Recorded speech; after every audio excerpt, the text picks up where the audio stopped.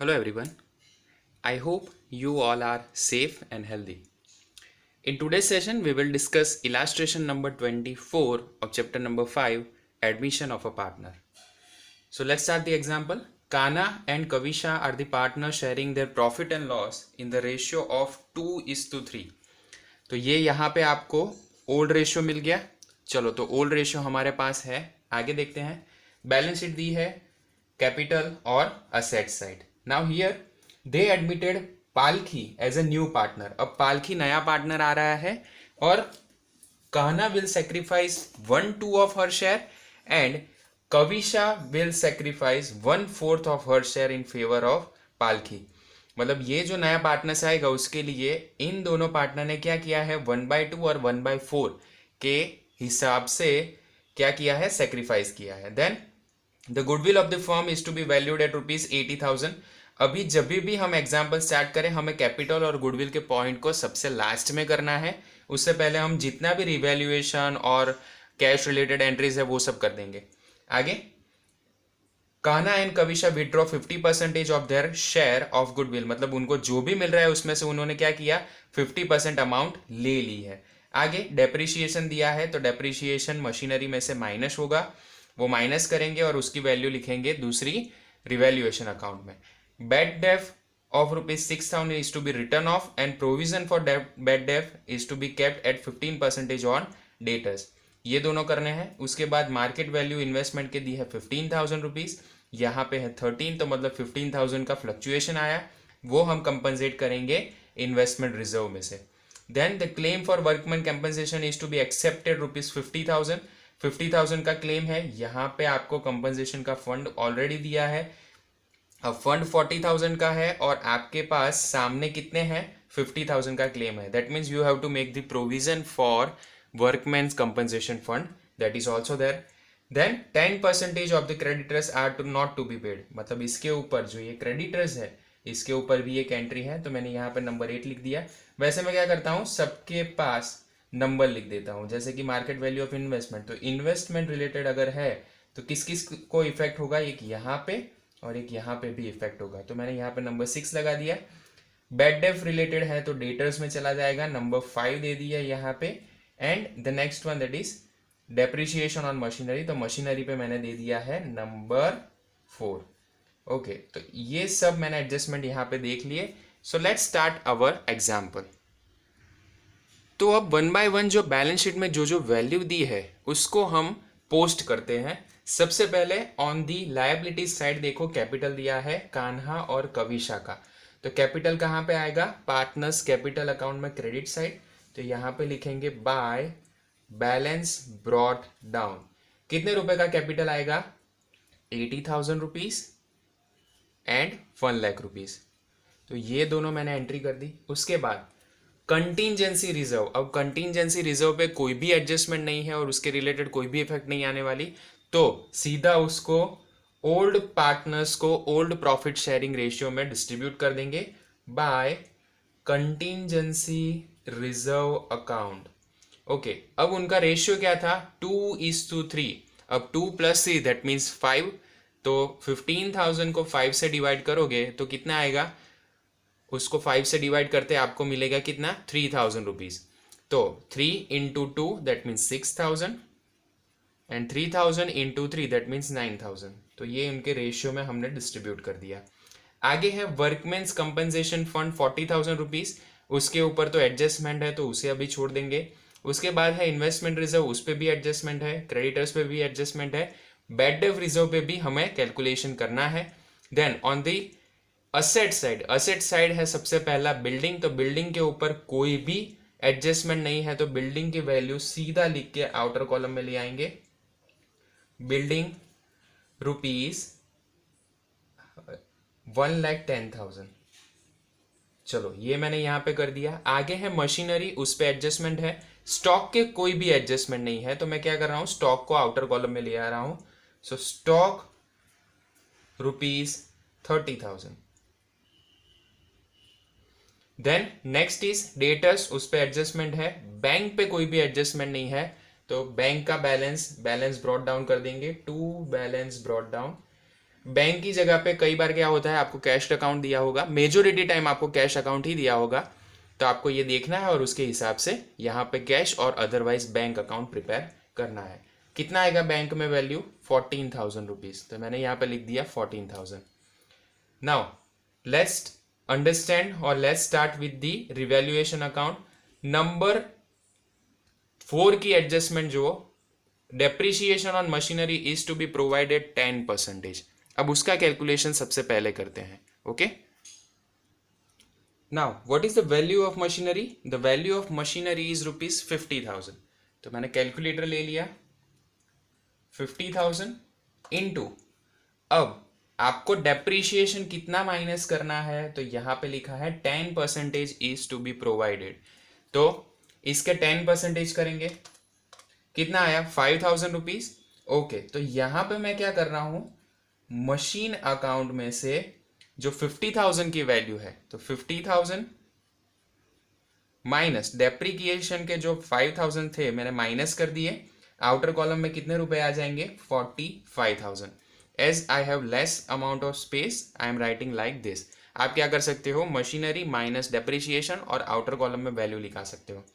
चलो, मशीनरी में से वैल्यू कम हुई तो कौन सी साइड पे आएगा? Revaluation account debit side.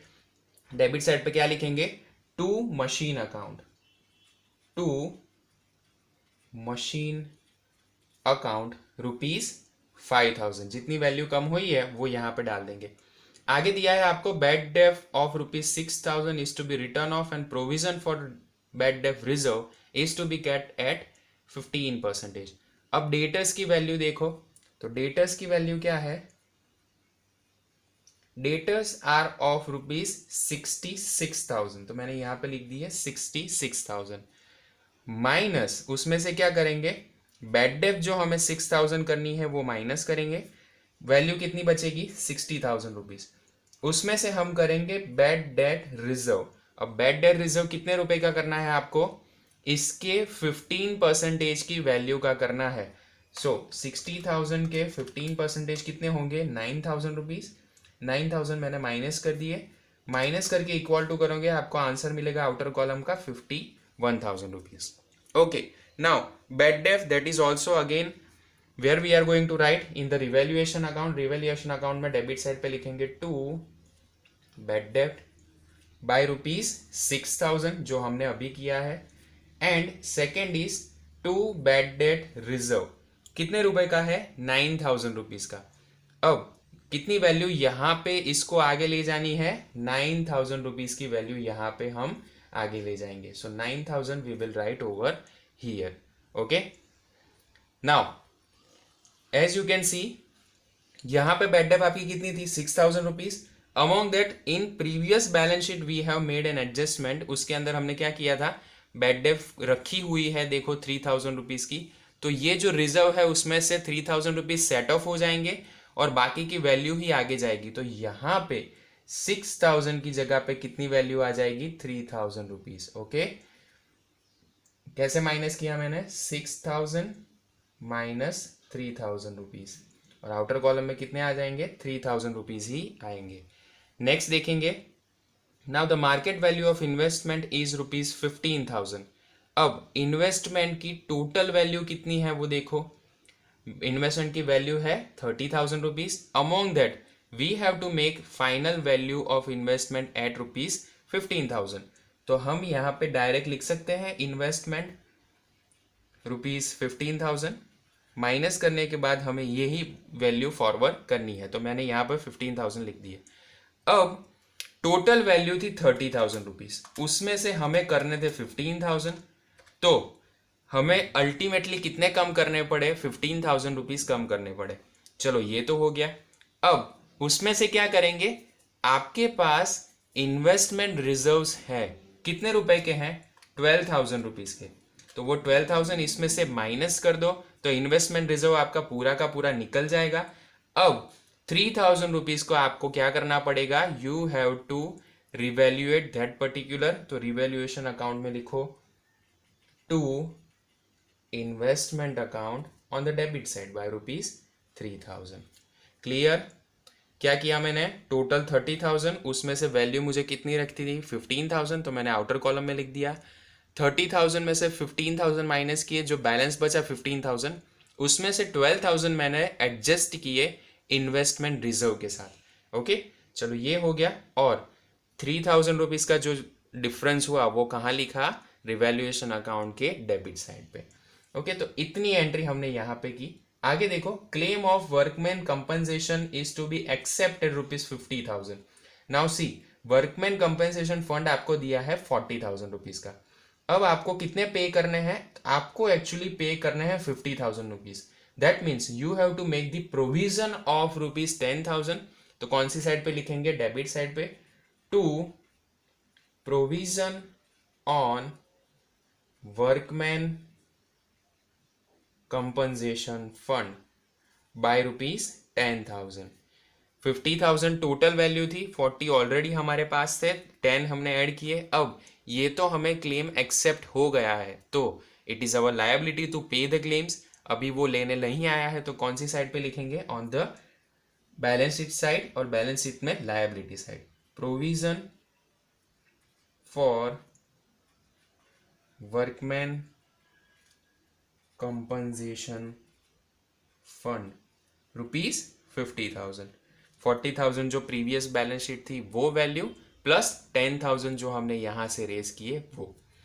Then next one, 10% of creditors are not to be paid. Creditors की वैल्यू कितनी है 50,000, उसमें से 10% है, दैट मीन्स 5,000 माइनस करो, आउटर कॉलम में कितनी वैल्यू आ जाएगी आपकी 45,000 रुपीज। तो मैंने यहाँ पे लिख दिया 45,000। ओके, अब क्रेडिटर्स में जो माइनस किए वो रिवैल्यूएशन अकाउंट में क्रेडिट साइड पे लिखो, बाय क्रेडिटर्स अकाउंट ₹5,000, यहाँ पे लिखेंगे ₹5,000। ओके, तो ये हमने ऑलमोस्ट सारे एडजस्टमेंट कर दिए। अब उसके बाद है, Palki will bring 1,20,000 as her capital. अब पालकी कैपिटल लाई, तो कैपिटल आएगा तो कौन सा, मतलब क्या होगा, कैपिटल वो लेके आएगी, उसकी बैलेंस शीट में आपको एंट्री करनी है, सेम वे उसको पार्टनर्स कैपिटल अकाउंट में भी डालना है। तो एंट्री क्या लिखेंगे, as cash comes into business, bank account debit to Palki's capital account.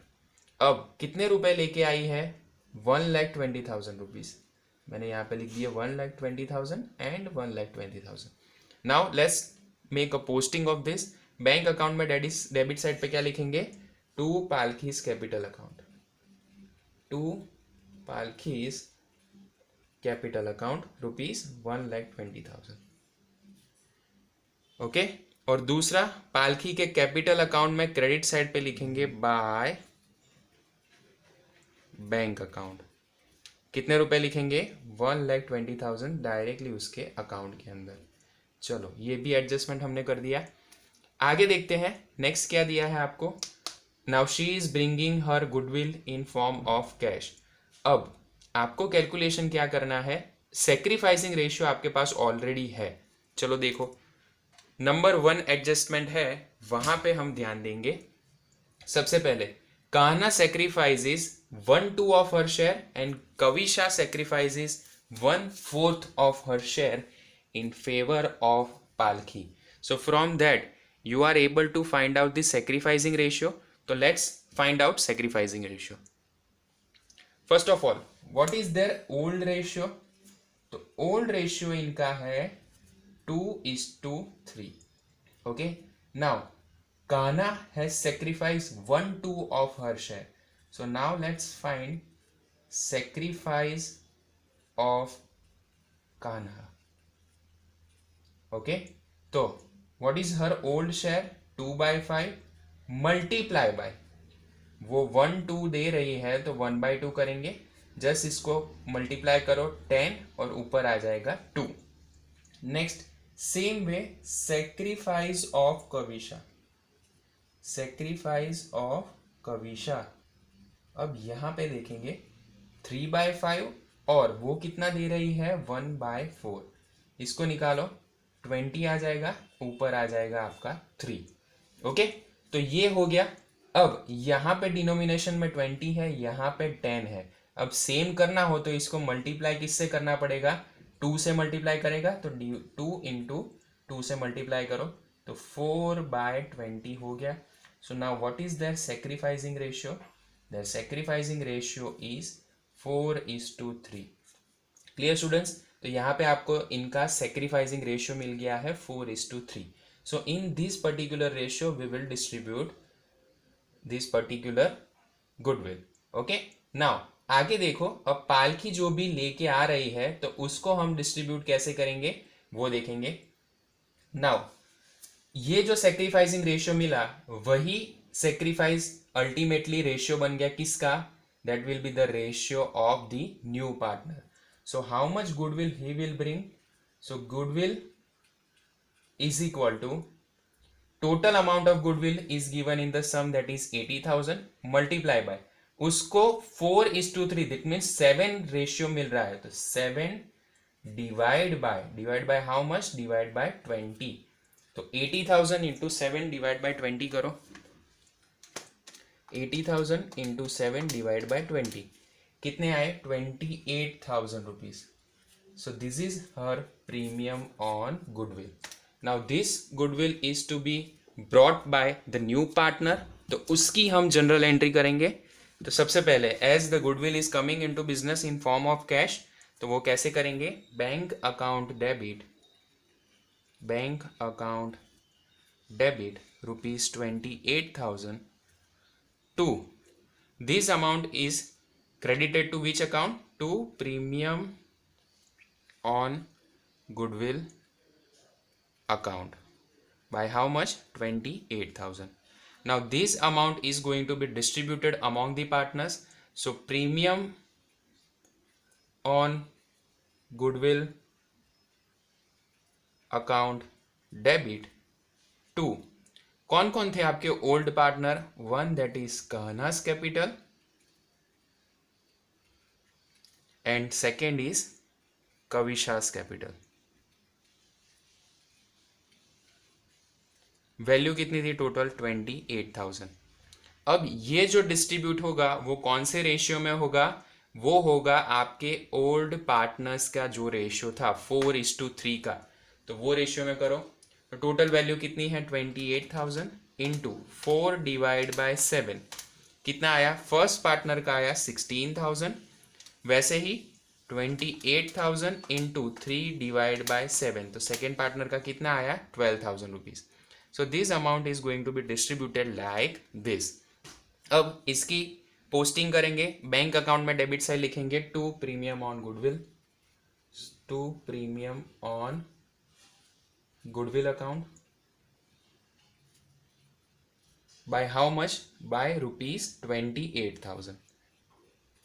Premium of goodwill account का कोई है नहीं, तो प्रीमियम ऑफ गुडविल अकाउंट यहां पे भी नहीं आएगा। Next Kanha's capital account and Kavisha's capital account credit side by premium on goodwill ₹16,000 and ₹12,000। चलो ये हमने यहां पे डिस्ट्रीब्यूट कर दिया। Okay, now among this they both the partners are taking 50% of their goodwill. अब जो भी वो गुडविल ले जाएगी तो वो कौन से फॉर्म में ले जाएगी, इसके 50% कर दो, 16,000 और 12,000 के 50%। कौन सी साइड पे लिखा जाएगा, on the debit side. Debit side पे क्या लिखेंगे, टू बैंक अकाउंट, क्योंकि now finally you are taking the cash from the business. तो 18,000 की जगह पे कितने आ जाएंगे, यहाँ पे हाफ अमाउंट दैट मीन्स 8,000, यहाँ पे आ जाएंगे 6,000। On the credit side of their bank account लिखेंगे by Kanha's capital and by Kavisha's capital, 8,000 rupees and 6,000 rupees. Okay, चलो यहां तक हमने सारी चीजें डाल दी। अभी देखो बैलेंस शीट में कोई कोई डिटेल अगर आपकी बाकी है तो वो फॉरवर्ड करो, और अगर कुछ नहीं बाकी है so let's make the total of this accounts. तो हमने ऑलमोस्ट यहाँ पे सारी चीजें कन्वर्ट करके यहाँ पे ले आए हैं। So let's make the total of this particular accounts. First one, तो टोटल ऑफ रिवैल्यूएशन अकाउंट आपको देखना है कि किस साइड का ज्यादा है, मुझे लग रहा है इस साइड का ज्यादा है, तो इस साइड का टोटल करेंगे।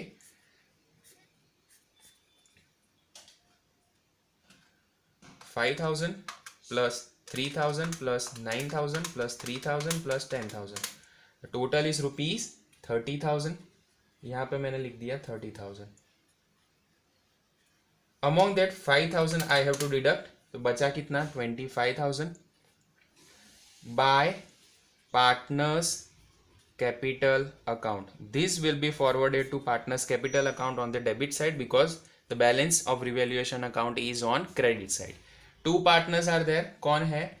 One is Kanha and second is Kavisha. अब इनको 25,000 रुपीज आपको डिस्ट्रीब्यूट करने हैं। Now let's distribute that. अब उनका रेशियो क्या था वो देखो, 2:3 का रेशियो था प्रीवियस रेशियो। तो 25,000 इंटू 2/5, तो कितना आया? फर्स्ट पार्टनर का आया 10,000 रुपीज, तो यहाँ पे लिखेंगे 10,000, और 25,000 into 3/5 that mean second partner का आया 15,000 रुपीज। टोटल करो 25 आ गया। ये क्रेडिट साइड पे है, डेबिट साइड पे आएगा, लिखोगे यहाँ पे to revaluation account rupees 10,000 and rupees 15,000। Revaluation का भी बैलेंस आपके पास आ गया।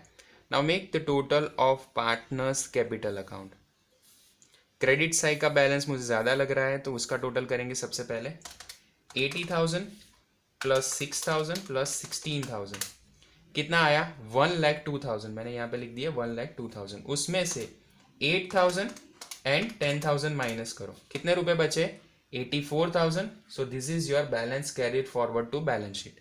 ओके, चलो ये हो गया। आगे देखेंगे कविशा का टोटल करो। 1 lakh rupees plus 9,000 plus 12,000 rupees, it is 1,21,000। उसमें से माइनस करो 6,000 and 15,000, so it is 1 lakh rupees. So you will forward 1 lakh rupees to their capital account. 1,21,000 यहाँ पे लिखेंगे। Then here the total is 1,20,000 itself. तो पूरा की पूरी वैल्यू हम फॉरवर्ड कर देंगे बैलेंस शीट में as a capital. So to balance carried forward, यहाँ पे लिखेंगे कैपिटल। ना capital of the partners of Kanha and Kavisha and Palki, 84,000, 1 lakh rupees and 1,20,000.